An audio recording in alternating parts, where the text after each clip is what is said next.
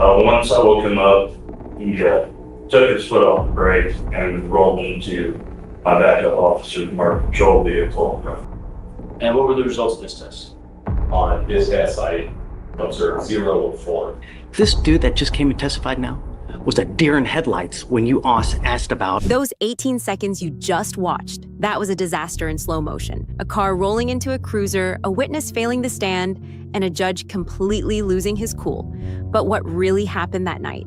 This is the state versus Mr. Alfaro. It looks like a standard DWI, but the deeper we go, the more the facts begin to shift. Officer Johnston claimed he had hundreds of investigations under his belt, so why did he look like a deer in headlights during cross-examination? And if Alfaro was so intoxicated, why did his sobriety test show 0 clues of impairment? Judge Fleischer isn't just listening. He's personally offended by the lack of preparation. At stake is a life-altering conviction based on evidence that seems to be crumbling in real time. If you want to understand courtroom psychology and how justice depends on the smallest details, hit subscribe. Let's dive into the case. starting with the state. John Davenport, State, Your Honor. Jose Ceja for Mr. Alfaro. Okay, are you in on this as well? I'll tell you. Blame jurisdiction on behalf of the state of Texas, Your Honor. Got it. Okay. So for purposes of the record, we are here. Today is set for a dispositive motion to suppress on this DWI second, and we are all in agreement that it is a dispositive nature. So if state loses, you dismiss. If you lose, you end up pleading, correct? Right, and I think we already have the plea worked out, which is a reduction to DWI first probation. Okay. And Your Honor, that was a prior deal for the prior prosecutor that I'm honored. You're okay with it? I'm honored. Okay.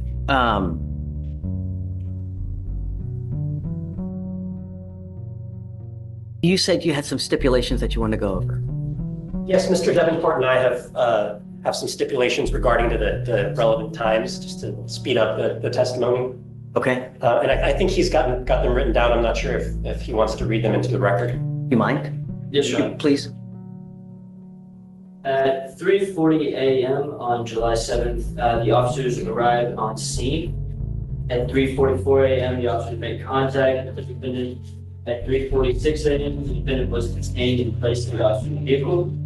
And at 4:30, Officer Rohr begins the DWI investigation at the police station. You said at the police station. Yes, Your Honor. So there's no investigation on the scene. There is no DWI investigation on the scene. Okay. So it's your motion. I don't know if the state is stipulating that this was a warrantless arrest. I mean, if not, then I can just call the officers and establish that. Your Honor, the state stipulated that it was a warrantless arrest. Okay. All right. Ready? Yes, Your Honor. Okay. And What's first witness, the state calls Chad Johnson. Do you mind grabbing? Is he in the courtroom or is he outside?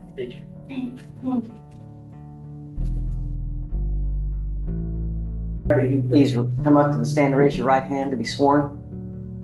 Do you solemnly swear to tell the truth, the whole truth, and nothing but the truth, so help you God? Okay? Please mind taking a seat. If you don't mind, please speak loudly, clearly. If you hear the word objection, just stop until it's addressed, and then you may continue. Okay? Yes. Okay. Okay, floor is yours. Can you please state your full name for the record? Chad Johnston, And what do you do for work? employed by the Pasadena Police Department, How long have you been doing that for? 6 years. Do you ever have any specialized training experience for that? That's the police academy. Can you kind of briefly describe what that training involves? Police academy? Yes, just Penal code, transportation code, CCP, DWIs, traffic stops, felony clearing, basically anything that we could use on our job patrol. And do you have any other experience prior to working at Pasadena Police Department? In law In enforcement? law enforcement, yes. Yeah. And approximately how many DWI investigations have you been? I'm sorry, repeat that. Approximately how many DWI investigations have you been a part of in your career? Hundreds. And do you recall a particular DWI investigation you were part of on July 7th, 2024? So, Specifically, how did you come to be involved in the incident we are here for today? our dispatch received a call for service while a subject passed out at a intersection behind the wheel. Can you clarify what you mean by pass out? Subject was inside his vehicle and continuing travel asleep at the driver's wheel. And what did you see when you got there? Once I got there, their vehicle in the number 2 lanes for eastbound traffic on South Warren stopped. The driver was slumped over, asleep with loud music. We initially started with flashing our flashlights on him, banging on the window. That was unsuccessful. It got to the point where me and my backup officer began rocking the vehicle for several minutes before, for a little while before the defendant woke up. And did these facts at the time, did they indicate or raise your suspicions as to any particular crime that might be occurring? Possible, yeah. Why is that? I mean, normally people do not fall asleep at the wheel while driving a motor vehicle, especially with their foot on the brake and the vehicle still in drive. And then if someone does fall asleep, which has happened in the past, they usually wake up pretty easily and don't need officers rocking the vehicle from side to side in order to wake them up. So you eventually woke up the defendant, correct? Yes. And what did you do after that? Once I woke him up, he took his foot off the brake and rolled into my backup officer's marked patrol vehicle. Then once he was stopped in the patrol vehicle, he got him to open up the door. I turned the vehicle off and placed it in park and got him outside the vehicle. And when you got him out of the vehicle, did you notice anything specifically about him? I smelled a strong odor of alcoholic beverages emitting from his breath in person, and he had slurred speech. And what did you do next? I requested a DWI task force officer come to the scene if one was available. And those signs that you said you observed when you made contact with the defendant, based on your training experience, what does that indicate to you? Those are signs of intoxication. You said you contacted a DWI officer, and after that, what did you do? He was not available. He was occupied at the jail. Due to the vehicle being in a moving line of travel, I arrested the driver for impeding the flow of traffic and transported them to the jail for the traffic offense and for the DWI officer to conduct a DWI investigation. So you said earlier how many DWI investigations you've been a part of, but how many DWI investigations have you taken all the way through? Very few. If I were to guess, probably less than 5. And about how long would you say it takes you to complete a DWI investigation? It would take me several hours. And where was the scene in relation to the police station? Block and a half away, And how long did it take you to drive from the scene to the police station? less than 5 minutes.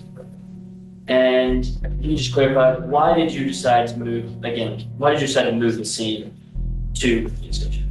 There are several reasons. One, it's safer to conduct the investigation in a controlled jail than it is to conduct a DWI investigation in the middle of the roadway, where anyone can come by, get hit, or cause an accident, and get involved in an accident. Conditions are better, flat, even jail floor as compared to roadways where they're not in the ground or anything like that. And then also, our DWI task force officer was occupied already, was unable to make the scene, and what did I meet with him at the jail. Take past the loose, John. Hold on a second. You said when he got out of the car, he stumbled back or crashed or something? When he woke up, he took it, the vehicle was in drive, with his foot on the brake. Once he woke up from us rocking the vehicle, He took his foot off the brake and rolled into my backup officers. So it rolled in, it actually crashed into the other car. Yes. Okay, all right, that's the only thing I wanted clarification. Okay, May I proceed? please. Good morning, sir. So can you describe in general your role in this investigation? I was the first officer on scene and I was one of the dispatch and responding officers to it. Okay, and fair to say that he was in pretty deep sleep, right? Sure. And at the scene, very little time was spent with Mr. Alfaro, is that right? Yes. Okay, now, you said that you've done approximately 5 DWI investigations? Yes, but that's what it was. Yes. Okay, but you've done your NHTSA training, Yes. and you know that the second stage of the NHTSA training is called the personal contact stage, right? Do you recall what that is? I do not. Okay. You know that in any investigation, it's important to spend time with the person that you're investigating and try to distinguish illegal from legal behavior, right? Absolutely. And in kind of big picture terms, that's one of the things that the NHTSA manual teaches you how to do, right? Is that yes? Yes. Because it's not illegal to drink and drive. It's only illegal to drink and drive while you're intoxicated, right? I'm not necessarily having to drive my belt and container and other violations as well. Well, we can agree that in not all. About DWI, then yes, I would agree with you. Okay. In general, not every time that somebody drinks after having consumed alcohol, not every time are they committing a crime, right? Correct. Okay. Now, in this case, you were dealing with somebody who was deep asleep and was roused out of sleep, right? And it wouldn't be surprising if that person exhibited things like red eyes, right? Yes. Yes, it would not be surprising. It would not be surprising. Okay. That they appeared maybe a little bit disoriented, right? And you say that his speech was slurred, but you had never met Mr. Alfaro before, so you don't know how he normally talks, right? Yes, sir. Okay. I know what slurred speech sounds like. Okay, but would it surprise you that especially on the station where the audio is more clear, his speech doesn't appear slurred at all? That would surprise me. All right. So in the time that you spent with Mr. Alfaro at the scene, that wasn't enough to distinguish whether the symptoms were from alcohol intoxication, possible alcohol intoxication, or just being roused out of a deep sleep, right? I will find out. That's why I'm arrested for DWI right there. I understand that, but in general, after such a brief amount of time, that wouldn't necessarily be enough to convince yourself that this is just a person that I've woken out of a deep sleep, right? With other factors, I would disagree, but I mean, there's a possibility. All right.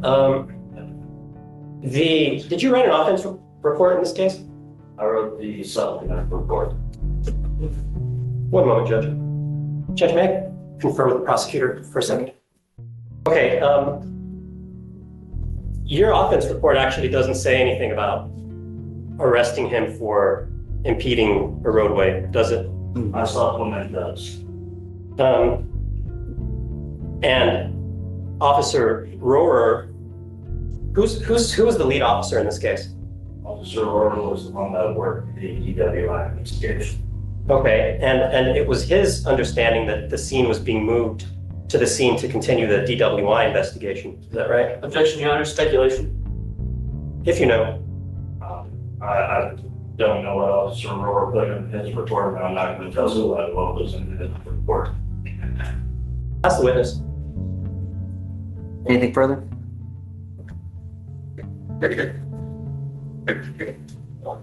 Yes, Your Honor. Briefly, thank you.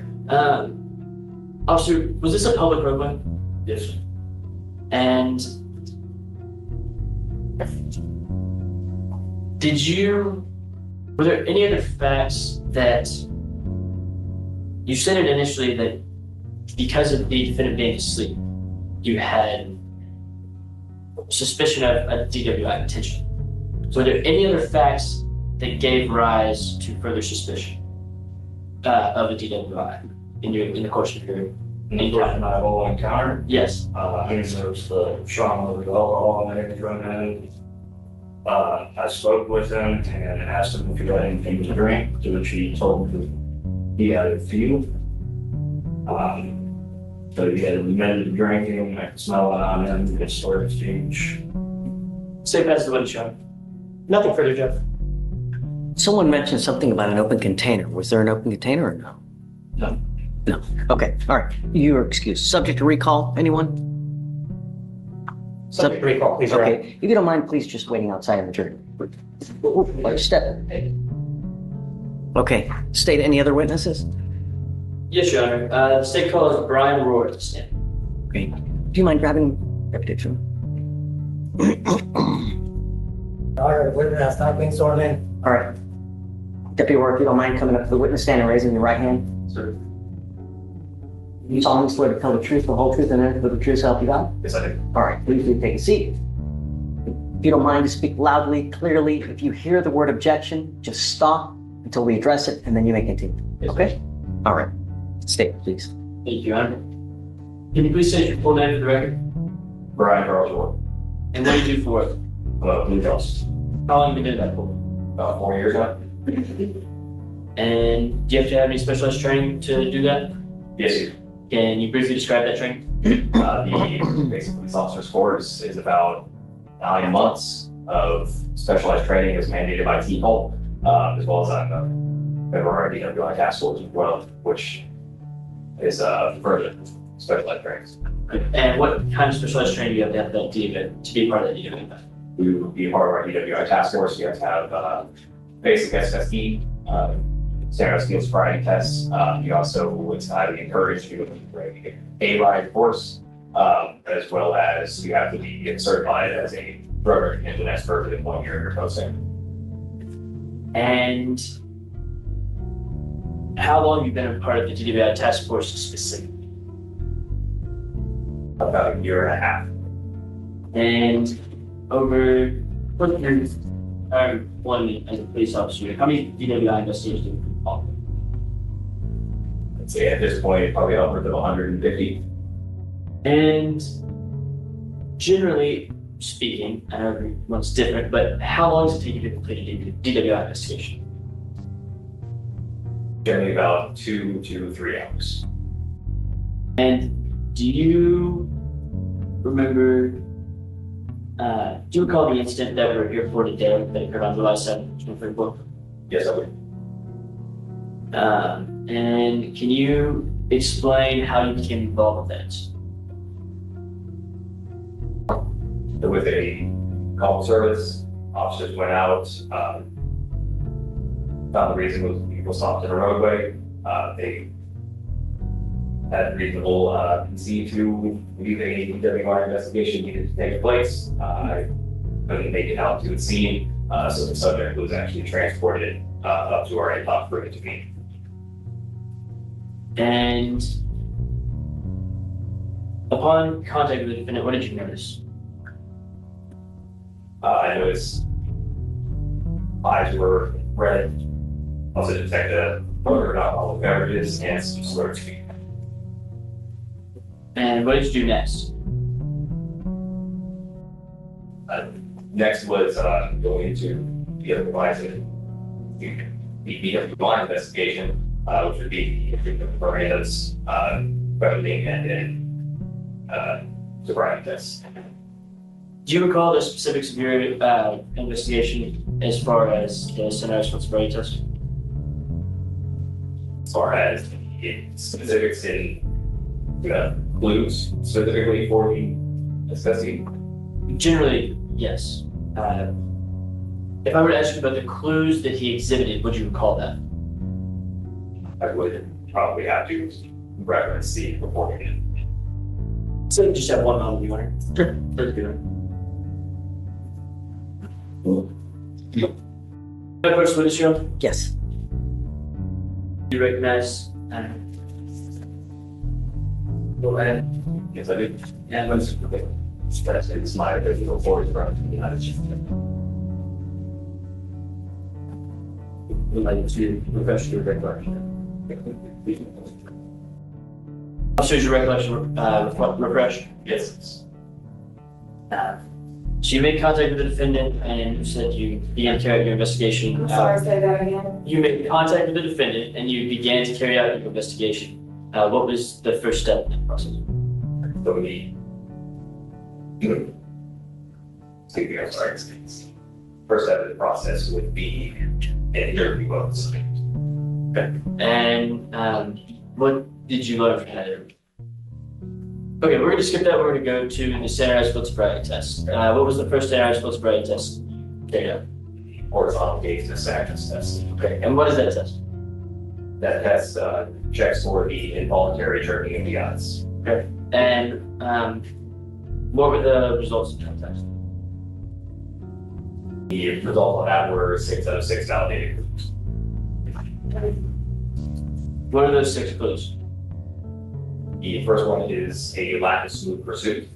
Then following that is a distinct and sustained nystagmus, maximum deviation, and then the onset of nystagmus prior to 45 degrees. And it's fair to say that he hit all 6 of those clues. That is correct.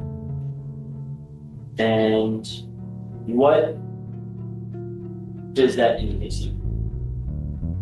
That would indicate the presence of a substance in this. Would that indicate alcohol, a potential presence of alcohol in the defendant's system? Yes. And what did you do next? Next was the walk and turn test. Okay. And what is the walking test?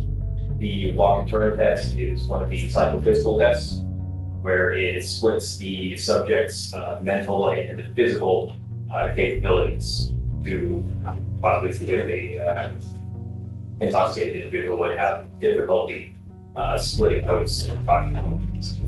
And what were the results of this test that you did? On this test, I observed 2 out of 8 validated groups. And what did you do next? Next was the one-leg stand test. Okay. And what is the one-leg stand test?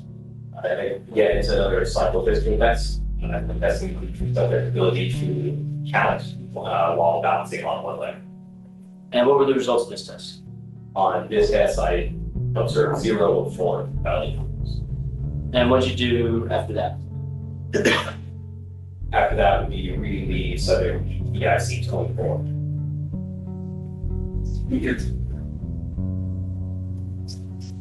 Based on the totality of the circumstances, were you able to form an opinion on whether or not the defendant was intoxicated?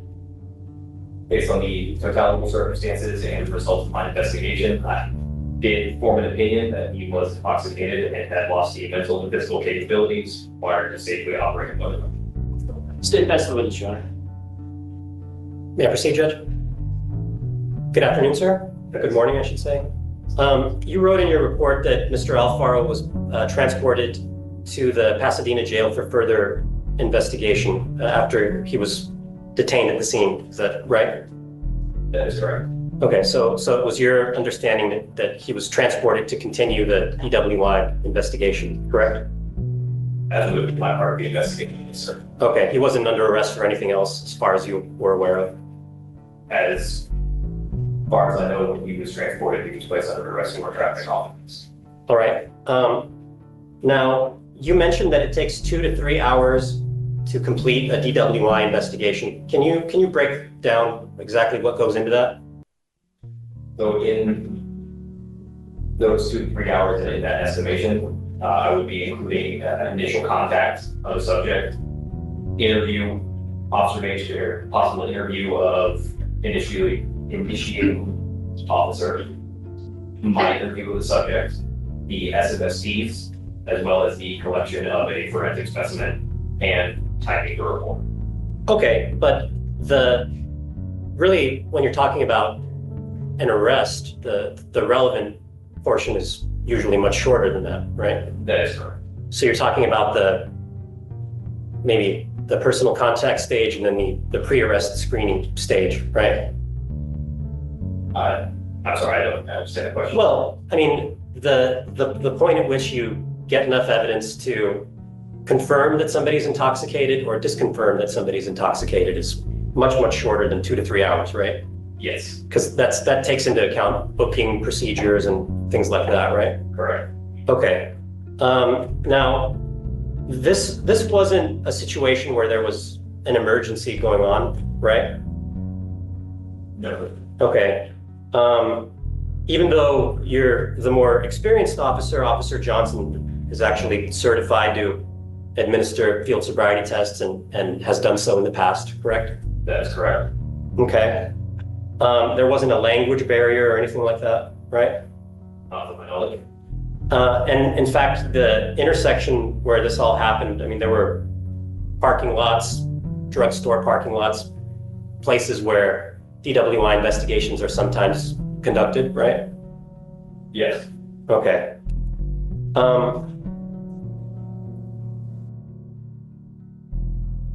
So, in other words, there was nothing to stop the DWI investigation from being conducted where it was there at the scene of the incident. Nothing that you can point to, is there?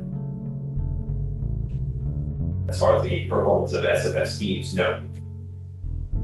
So what was the reason for moving this investigation to the jail? To bring him to a member of our DWI task force who is better suited to performance of the SFSTs and to provide a space more conducive to performance of the SFSTs. Okay, but if you had wanted to, it could have been this, or if, not you personally, but if law enforcement in this case had wanted to, this investigation could have been pursued more diligently. Objection, Your Honor, speculation.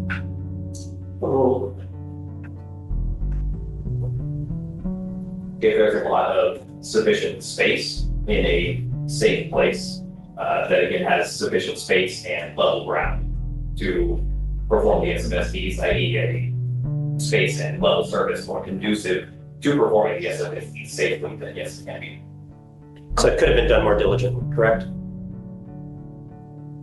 It could have been possibly performed by the officer on scene. Okay. Pass the witness.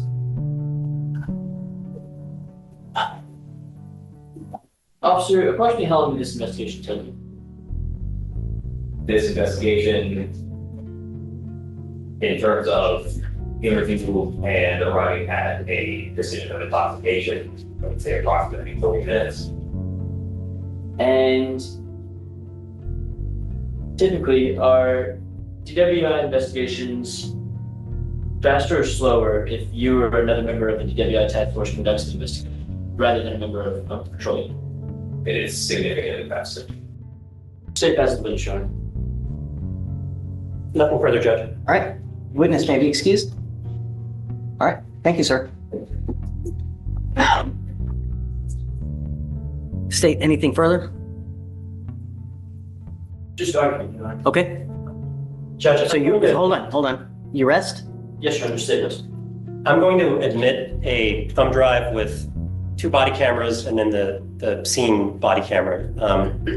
And I'm not going to publish this right now. I'm going to offer it Okay. as a part of the record. And I don't have anything to stick it with, but we can call this Defense Exhibit 1. Have you seen this? Do you know what it is, State? And do you have any objection? I mean, it's just body cam from the scene, we bring it, Your Honor. Okay, That should be. all right.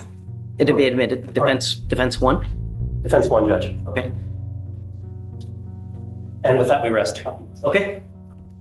Argument. Thank you, Your Honor. Your Honor, the state offers 3 arguments here.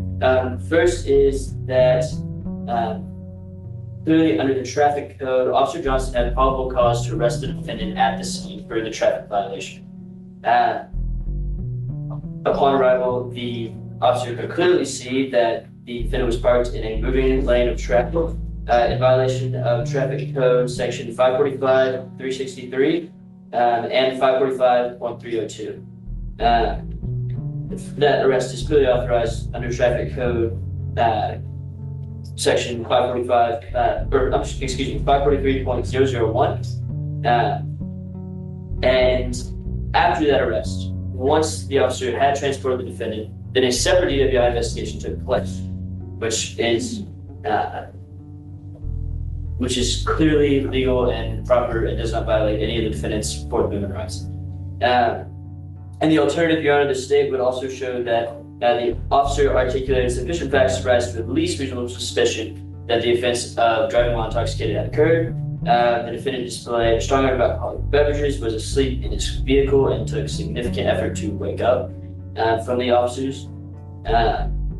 Also, the time of night was indicative, and the other facts that the officer suggested, such as slurred speech and the other surrounding circumstances.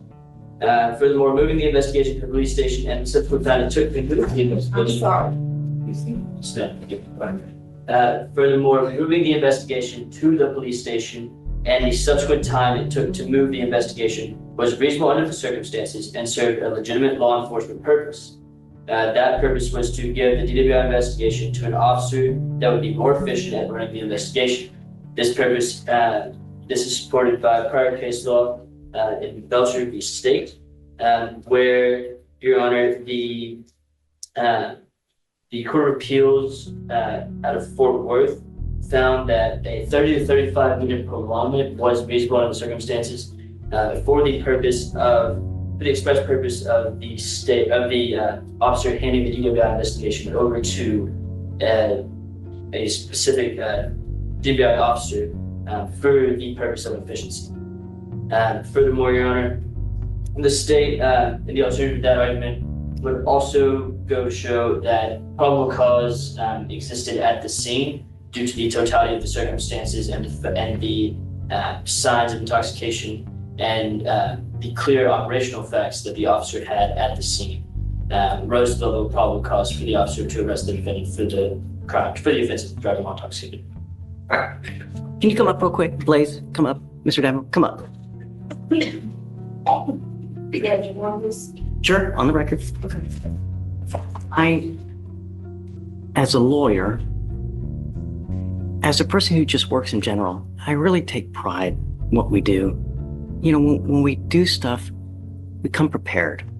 This is not a joke, man. This dude that just came and testified now was a deer in headlights when you asked about the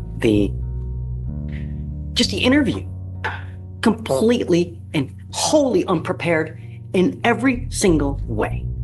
So I don't give any credence to that testimony right there whatsoever.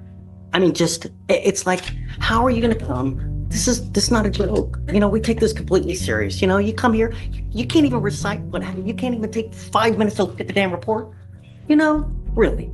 So that, no credence whatsoever. So what I'm going to do now is I'll take a look at the facts surrounding what happened on the scene, and I'm going to make a decision and see whether we go forward or not. But I'm floored how you're just going to come in and just kind of, here, let me just, you know, really, it's not a joke. It's a life on the line here, and I really take it seriously, and I'm just offended by it. So anyway, I don't need it. All right. Let me just take a look. I want to see that real quick, and then I'll have a decision here within a couple hours. Okay. All right. All right. Thank you, Judge. Thanks. May we excuse? Please. Right. All right, lawyers, let's go. So the decision is pended. Judge Fleischer is taking a much closer look at that crumbling testimony. But here's the question. If an officer can't explain his basic training on the stand, should his arrest still stand? Comment below, team prosecution or team defense. Was moving the scene a legitimate safety concern or just lazy police work? If this courtroom drama got you thinking, hit like. Share this with your true crime friends.